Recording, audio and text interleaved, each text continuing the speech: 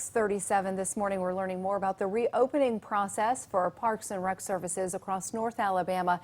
And so we really want to focus in on the city of Boaz and find out how they're faring during the coronavirus pandemic. A lot of folks want to get out and about these days. So joining us right now via Zoom is Sonja Hard. She's the president of the Boaz Parks and Recreation Department. Ms. Hard, good morning. Thanks for joining us. Good morning.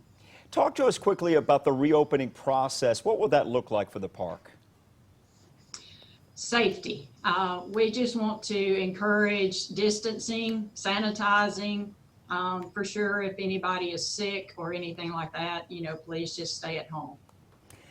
A lot of the parks and rec areas and other areas kind of opened a few weeks ago when they were given. Why did you guys wait a little bit before you reopen some of your facilities? Trying to follow the guidelines the governor set out.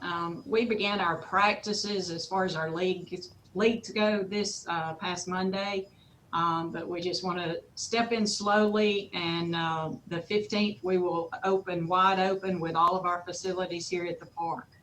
So in the meantime, it's kind of one of those processes where people have to just pay attention to all the information that you're putting out there. So talk us through, Ms. Hart, about what's happening this week.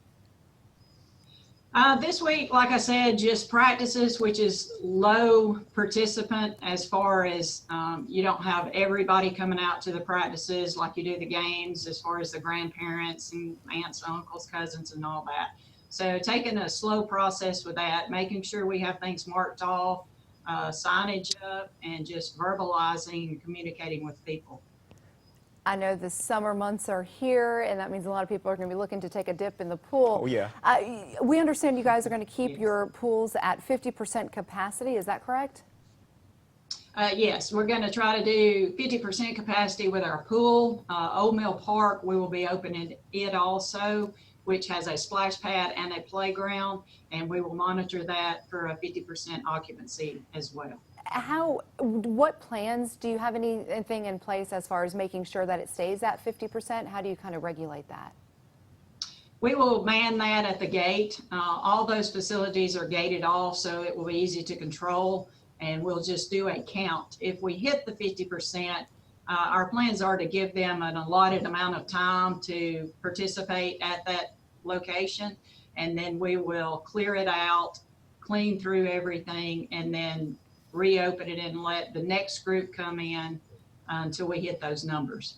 Ms. Hart, we know that a lot of people are getting out and about in larger numbers these days. Do you have any kind of main concern about regulating, managing, and so on, and doing it safely? You mentioned at the top here, safety is the most important thing.